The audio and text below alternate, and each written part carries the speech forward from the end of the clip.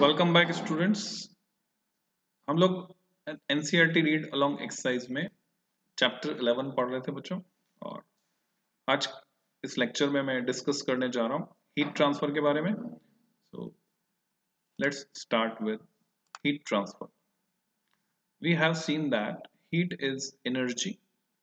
तो ऊष्मा वह ऊर्जा है जो कि ट्रांसफर होती है एक स्थान से दूसरे स्थान तक जाती है। Transfer from one system to another, एक निकाय से दूसरे निकाय में जाएगी, एक बॉडी से दूसरी बॉडी में। और from one part of a system to another part, एक निकाय का हिस्सा बनी हुई थी अभी अब दूसरे निकाय का हिस्सा बन जाएगी। अराइजिंग ड्यू टू, किस वजह से ये ट्रांसफर होगा? तो ऊष्मा का जो भी स्थानांतरण होगा या हीट जब भी ट्रांसफर होगी, ये बोले एनर्जी के फॉर्म में ये हीट ट्रांसफर होगी। तो कौन कौन से मोड, जैसे कि आप देख पा रहे हैं स्क्रीन पर और आप फैमिलियर भी छोटी क्लास में पढ़ा है आपने। सो टेम्परेचर डिफरेंस की वजह से ये ट्रांसफर होगा। What are the different ways by which this energy transfer take place? कौन कौन से तरीके हैं? There are 3 distinct mode of heat transfer. तो आपसे पूछा जाता है मोड्स ऑफ हीट ट्रांसफर। तो मोड्स ऑफ हीट ट्रांसफर में आपको ध्यान रखना है there are 3 modes: conduction, convection and radiation. चालन, संवहन एवं विकिरण। तो ये 3 प्रकार से ऊर्जा का स्थानांतरण होता है ऊष्मा के रूप में, ऐसा हम कह सकते हैं। तो फिगर में आप देख रहे हैं कंडक्शन, ये कोई मेटल की रॉड है जिसका एक सिरा आग में है। तो गर्मी इस रॉड से यानी ऊष्मा ऊर्जा का स्थानांतरण हो रहा है, हीट आ रही है, एनर्जी, और हाथ तक ट्रांसफर होगी थ्रू कंडक्शन। आग के ऊपर वाली हवा गर्म हो रही है जिससे कन्वेक्शन करंट सेट हो रही है और वो ऊपर तक ऊष्मा ऊर्जा का चालन हो रहा है। चालन हो रहा है नहीं बोलेंगे, संवहन हो रहा है ना, कन्वेक्शन। अच्छा, बहुत दूर है अगर, तो यहां से रेडिएशन, इलेक्ट्रोमैग्नेटिक वेव्स निकल रही हैं, हीट रेडिएशंस निकल रहे हैं जो पहुंच रहे हैं। रेडिएशन के थ्रू ये ऊर्जा या ऊष्मा स्थानांतरित हो रही है। So these are 3 basic modes. तो पहला है आर्टिकल 11.9.1 कंडक्शन, इसकी बात करेंगे। Conduction is the mechanism of transfer of heat between two adjacent parts of a body because of their temperature difference. तापांतर के कारण दो निकाय या दो वस्तुओं के बीच क्या होता है? चालन होता है, कंडक्शन होता है।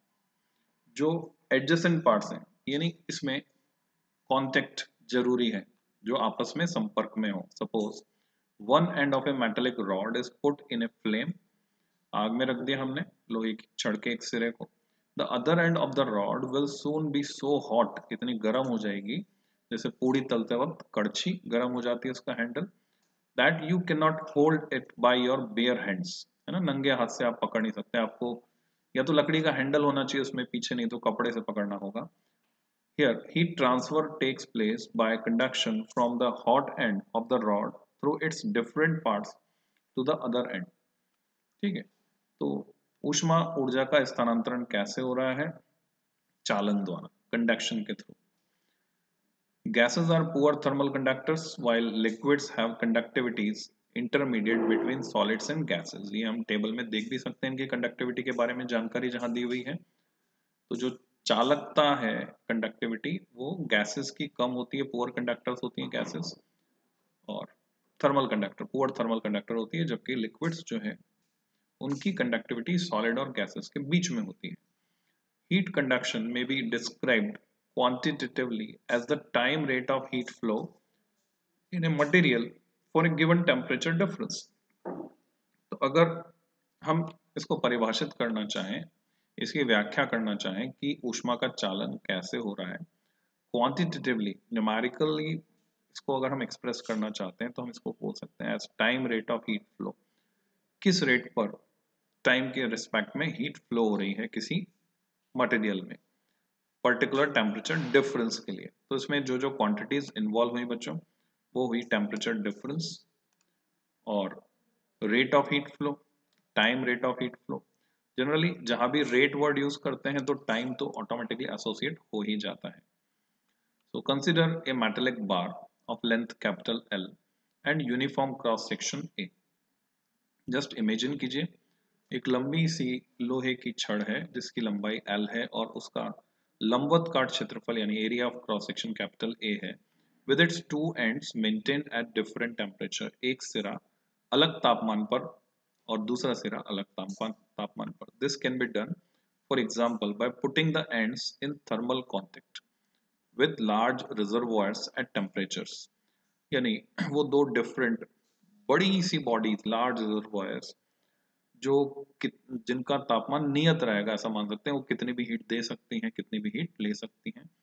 तो एक हायर टेम्परेचर पर है तो एक सिरा उसके कांटेक्ट में, दूसरा लोअर टेम्परेचर पर दूसरा सिरा उसके कांटेक्ट में, से टीसी एंड टीडी. तो ये जो टेम्परेचर्स हैं वो हैं टीसी एंड टीडी रिस्पेक्टिवली.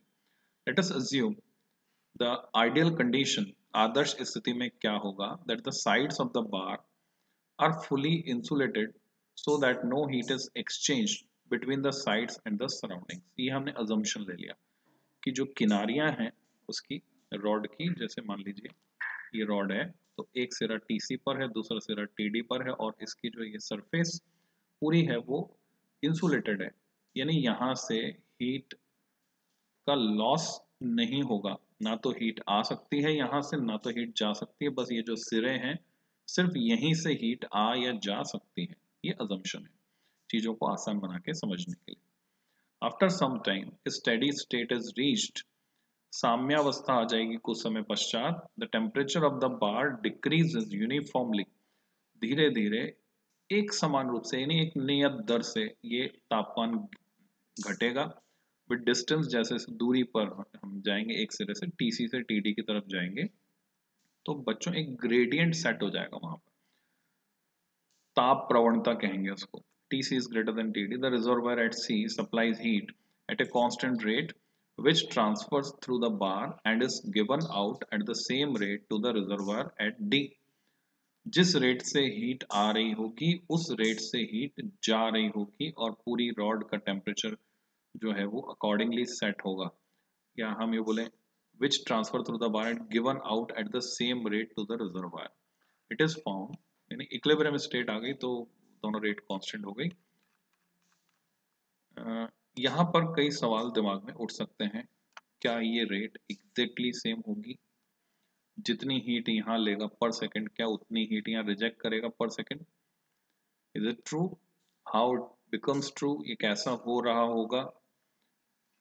अगर नहीं करता है, इसको ऐसे सोचे है ना, ये सब जो आपने इक्वेशन ऑफ कंटिन्यूटी पढ़ी ऐसे 12th क्लास में और law of conservation of charge पढ़ेंगे या केसीएल पढ़ेंगे किरचॉफ करंट लॉ. अब देखेंगे पूरी फिजिक्स में सिमेट्री है, सब कुछ लिंक होता चला जाएगा. मान लीजिए यहाँ से जिस रेट से हीट आ रही है अगर उस रेट से हीट यहाँ से डिसिपेट यानी से निकले ना, यानी कुछ हीट यहाँ रह जाएगी तो टाइम के साथ धीरे धीरे इस रॉड का टेम्परेचर बढ़ता जाएगा और फाइनली ये मेल्ट हो जाएगी. और अगर जिस रेट से हीट आ रही है उससे ज्यादा रेट से यहाँ निकलने लगे तो law of conservation of energy का वायलेशन हो जाएगा. तो दोनों ही स्थितियां संभव नहीं है. तो आप समझ गए होंगे मैं क्या कहना चाह रहा हूं. तो आप क्रिटिकली एनालाइज कर सकते हैं सिचुएशन को. Steady state heat flow bye conduction in A bar with its two ends maintain at temperatures TC and TD, TC greater than TD ऐसा यहाँ दिखाया है एक्सपेरिमेंटली. यानी इससे पहले जो वर्ड था उसी कंटिन्यूशन में चल रहा है. That in this steady state, ये जो साम्यावस्था है, the rate of flow of heat और heat current इसको हमने नाम दे दिया, कैपिटल S से हमने इसको दिखाया है, proportional to the temperature difference. तापांतर, तापमान में अंतर जितना ज्यादा होगा ये जो फ्लो रेट है H वो उतनी ही ज्यादा होगी. And the area of cross section A उसके भी प्रोपोर्शनल होगी and is inversely proportional to length L. जितनी दूर तक जाना है उसके इनवर्सली प्रोपोर्शनल होगी. तो इन सारे फैक्टर्स को अगर मैं कंबाइन करता हूं तो मैं लिख सकता हूं H प्रोपोर्शनल, ये K कांस्टेंट बाद में लगाएंगे हम, एक स्टेप इसमें कम है. तो पहली स्टेप क्या होगी, H proportional A times TC minus TD upon L. और जब प्रोपोर्शनलिटी का साइन हटाएंगे तो एक कांस्टेंट लगेगा capital K. The constant of proportionality K is called the thermal conductivity. जो कि सब्सटेंस के नेचर पर डिपेंड करेगा। कॉपर है तो उसकी कंडक्टिविटी अलग होगी, वुड है, ग्लास है, कंडक्टिविटी अलग हो जाएगी। तो thermal conductivity of the material, the greater the value of K for a material, the more rapidly will it conduct heat. The SI unit of K is, यहां से हम निकाल सकते हैं इस फॉर्मूले से, जूल पर सेकेंड। ये तो एच हो गया heat flow rate, joule per second तो इसकी यूनिट, फिर एल मल्टीप्लाई होगा metre, area of cross section है ना, ऊपर ऊपर मीटर स्क्वायर है, नीचे मीटर, तो ये ऊपर वाला मीटर नीचे जाएगा तो मीटर -1, और ये टेम्परेचर का केल्विन -1, और जूल पर सेकेंड को हम वाट कह सकते हैं, इसलिए वाट पर मीटर पर केल्विन। तो कई बार तो एग्जाम में, इवन कंपटीशन में ही सिर्फ यूनिट पूछ ली जाती है, डायमेंशन पूछ लेते हैं। The thermal conductivities of various substances are listed in table 11.5 में हम देख सकते हैं।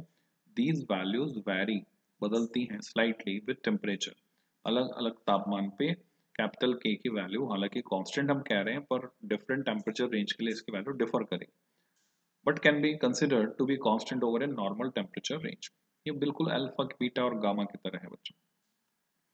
Compare the relatively large thermal conductivities of the good thermal conductors of the metals, है ना? ये सारे के सारे good thermal conductors हैं, किससे compare करें?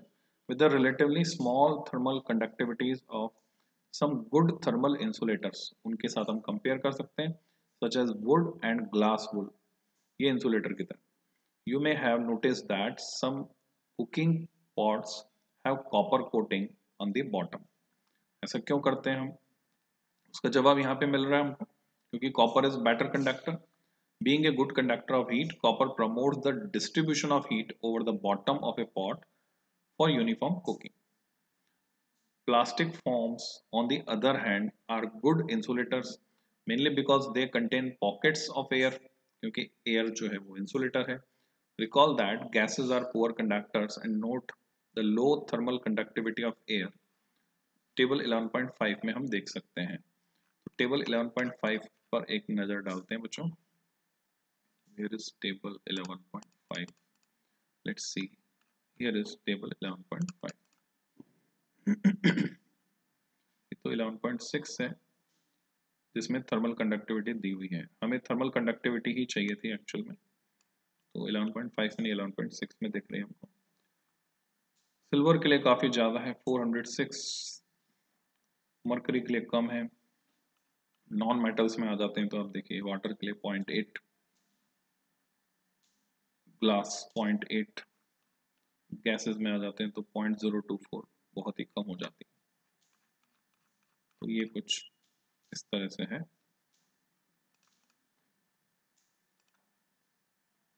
So heat retention and transfer R important in many other applications.